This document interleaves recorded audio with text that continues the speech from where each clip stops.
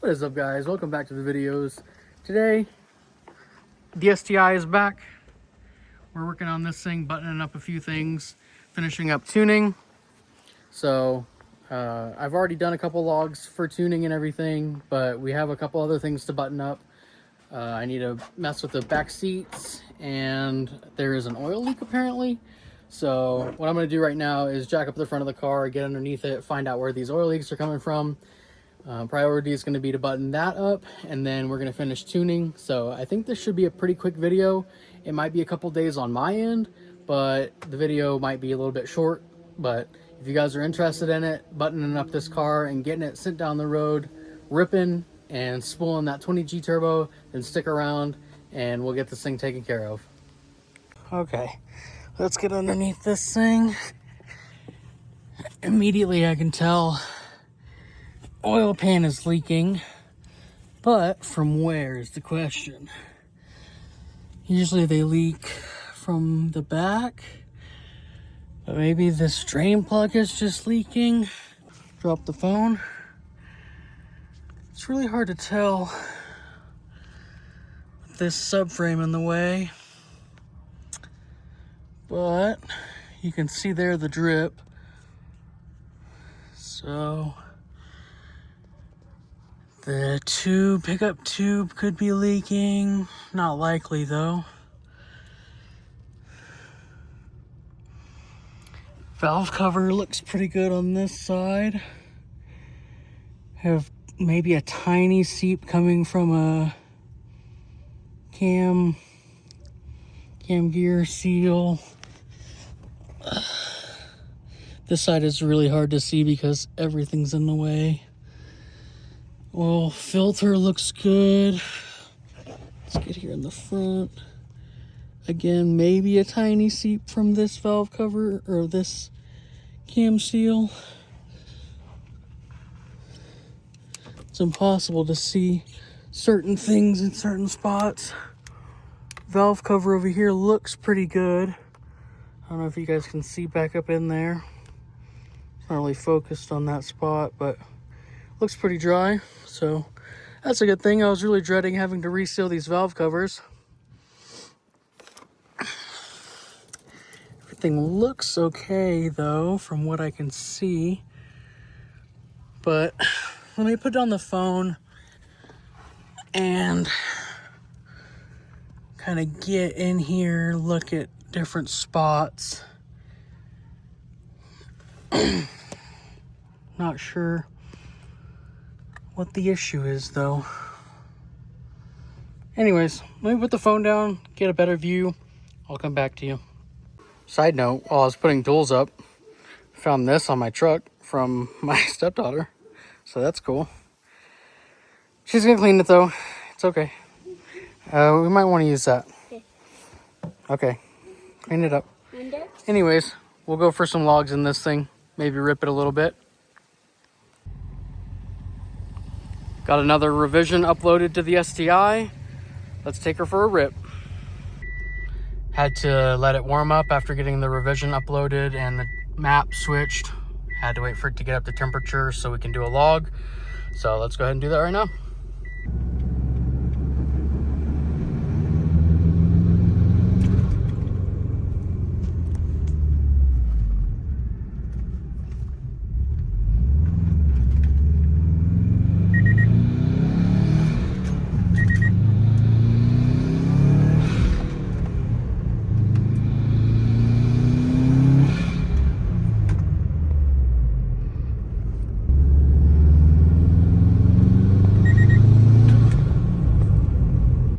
This thing rips pretty good. There's one more log done. Let's go upload it to the tuner. All right, seats are readjusted. The metal parts back in front of the bar. The buckles are out and in their right spots and everything. I guess I'm gonna go clean up my tools. I've had a couple jobs last couple days, and when I finish with the job and I'm exhausted, I just kind of throw everything in a pile. But anyways, as far as this thing goes, we are still waiting on the tuner because it is the weekend, obviously, and he is not working on the weekends. So we're waiting on revisions till tomorrow, till Monday. I sent him off one Friday afternoon, but I forgot that Friday was Halloween, so I didn't get anything back from him. So we're gonna restart doing revisions on tomorrow, Monday. I do have a couple other things I'm gonna do, so I don't know how many I'm gonna get done, but we're gonna do as many as we can so we can hopefully finish with the 91 map and then move forward to the 85 map. As far as the leak, I haven't really looked underneath it. I haven't really driven it at all, so there's not really even any point in trying to look underneath it because nothing's probably came out. So we're gonna wait till we do more revisions to check out that leak again. But for now, we're just waiting for the weekend to be over so we can do more revisions. I'm gonna clean up my tools and then I guess we'll get back with you tomorrow, Monday, when we can start doing some more logs. So we'll see you guys in a minute. Loading up another tune. Gonna go for another log. So we're loading a tune and I didn't even think about it, but I guess since we're doing all this, I can actually show you guys how to load a tune. I mean, it's really straightforward. The access port walks you through the entire thing, so it's really easy. Only hard part is the connectors underneath. But basically, we got the key in the on position, or in the car. Turn it to the on position. We're gonna go to our access port, go to our main menu, go down here to tune, click on it, hit change map. Wait for a second. We're always going to hit reflash. I'm not really sure what real time is for, but tuners say don't use that. So we're going to do reflash. And then we're going to choose our map. It says to connect a battery charger, but if you know your battery is good, usually not a big deal. It's pretty quick. If you're doing like a first map or a base map, sometimes those can take a while to load. But revision maps are usually pretty quick, so charger is usually not needed. We're gonna hit that. It's gonna load for a second. Here in a second, it'll tell us to connect the green test mode connectors. You can do that before you start this whole process if you want. That's usually what I do. I put the key in, turn it on, plug in the test mode connectors, and then start the process on this. Please connect it. Yeah, so it's asking to connect the test mode connectors. So on GD chassis, WRXs, and STIs, the green test mode connectors are under the dash under here. I don't really have a light to show you guys, but they're right up in here to the left. So I can usually connect it with one hand. They're kind of a pain in the ass to connect and disconnect just because of the type of connector that it is, but you guys heard it click. So connectors are connected. We'll wait for it, and then it's gonna load the map. We'll give that a second. All right, after it loads the map, you're gonna turn the key to the off position like it asks. Hit continue, and then I'm gonna put the phone down for a second because it usually takes me 2 hands to disconnect the connectors. We'll go under here, disconnect the test mode connectors. Just another bit of information on mid-2000s legacies and stuff like that.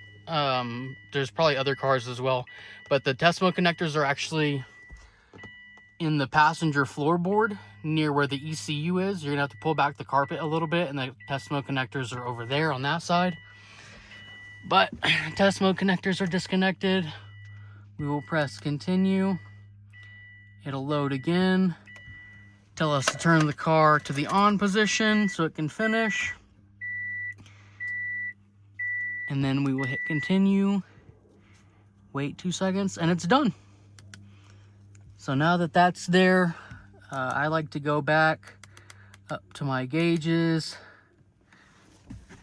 and then we will start the car. before we can do a log, we have to wait for the coolant temperature to be at operating temperature. So I'm going to let it get to operating temperature, then we will go for a log. To do a log, all you have to do is be on the gauges screen and press the center button to start logging. When you're done logging, press the center button again and you're done. And that's how to upload a tune and do a log. So figured I'd show you guys that while we're in here doing all this process. So hopefully it helps. All right guys, it's official. We made it to revision 18 and finally got the car running really good at idle, at cruising, take off from idle, all that good stuff. So tuner finally said it looks like we're ready for pulls. So I'm gonna wait for him to send me info on what data he wants exactly, but pretty sure we're gonna do something like second gear, somewhere around 2000 RPM, and then wide open throttle all the way to 6500 RPM. That's I believe that's what I remember the pull logs being. I'm probably not going to be able to film any of that because one, I'm going to have to do it on like a main road, like maybe a highway or like a really big open road or something, so that I can get up to speed without any sharp turns or curves or anything like that. And obviously I don't want to do it in a neighborhood because if you guys know, 6500 RPM on a 20G turbo is like 80 miles an hour. So it's going to be pretty scary. So I'm probably not going to be able to film it. I'm not going to be able to film it from inside because I'm going to want both hands on the steering wheel. Just want to be safe as I can doing these logs and everything. But if I can get some footage of all that, I will. If not, I apologize, but we're in the fun part, boys. Hopefully we can finish up this 91 tune here soon, take care of a couple other things on the car, and then maybe in the near future start E85. So stick around. Let's see where we're going. Well, here we are a little while later. We haven't really been able to make any progress on the car. I don't know if I've updated you guys, but we need an AFR gauge in order to do tuning while in boost. He did not have an AFR gauge installed, and you can't read it on the ECU in these cars. So we're working on getting an AFR gauge installed so that we can finish the tune. But he wants to pass emissions, and the downpipe that's on it right now, you can't see it, but the downpipe that's on it right now is catted, but it's high flow catted. So it just isn't capable of passing emissions up in Denver. So we got a stock downpipe off of another STI. We rented it from a guy, and we are going to, that's what I'm going to do right now. I'm going to tear that thing apart, install this stock downpipe. It's right here. We're going to install that stock downpipe so that he can pass emissions, and then he's going to bring it back to me, and I'm going to install the AFR gauge, and we're going to finish tuning. So let's go ahead and tear this thing apart. I will kind of try and walk you guys through the process, but installing a downpipe is pretty easy. On this one, it's going to be a little bit harder because the AOS is in the way, and it has a heat shield on it. So we're going to take the AOS off, take the top mount off, take the heat shield off, and we'll be able to get the downpipe out. So let me walk you guys through it. Okay, so first thing we're going to do is take the top mount intercooler off. Pretty straightforward. I'm sure you guys can figure out how to do that. Just a couple 12 mil bolts holding everything together. Get all this stuff out of the way. And then, so it's the 12 mil bolts here, one here, normally one over here. This one's not started or lined up, so I couldn't get that one in. Hose clamp here, and a hose clamp down in there that goes to the turbo. I know the lighting's bad, so you can't see it, but there's a hose clamp down in there that goes over the turbo. And then this should just slide right off. So let's get this off, and I'll show you guys what's next. Top mount's out. Next, I'm going to work on getting this AOS just unmounted from the bracket and out of the way. Bracket is right down there. two 10mm bolts, and it should be able to just flop out of the way, and then we can get that heat shield out. I'm hoping to not have to take this bracket out to get the heat shield out, but we'll see. I think it's 212mm, so if we do, it's not the end of the world. But let's get this AOS flopped out of the way, and then we'll work on the heat shield. There you go. The AOS is flopped out of the way.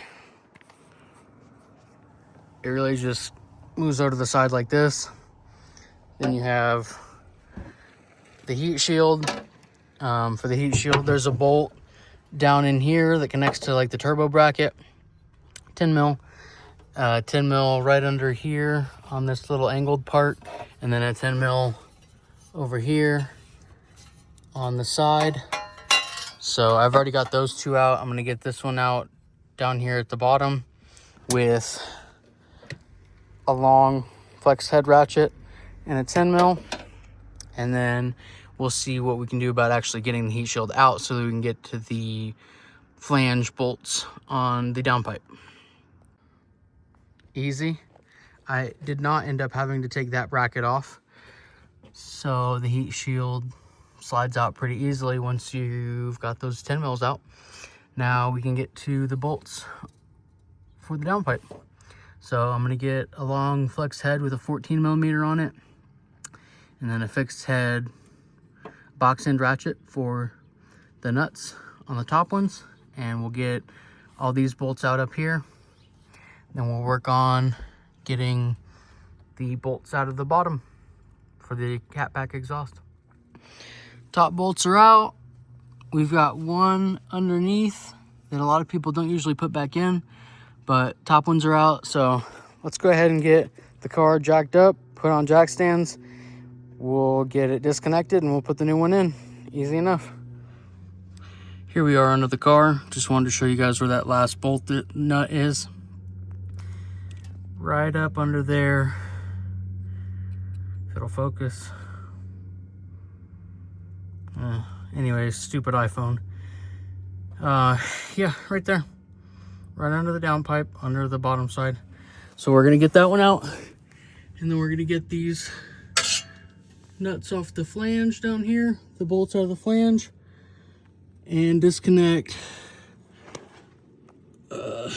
that mounting bolt just for the bracket that comes off the transmission. And then we're going to unplug the O2 sensor, and this thing's ready to come out. Old downpipe is out. Stock downpipe ready to go back in, almost.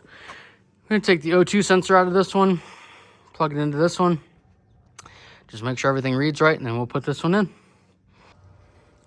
Installation is same as reverse, so we've got it all put back together, and we will go past emissions and then put the other downpipe on, and then once he gets the gauges, we will get the gauges installed. I'll show you guys how to do that in the next episode, and we will finish tuning.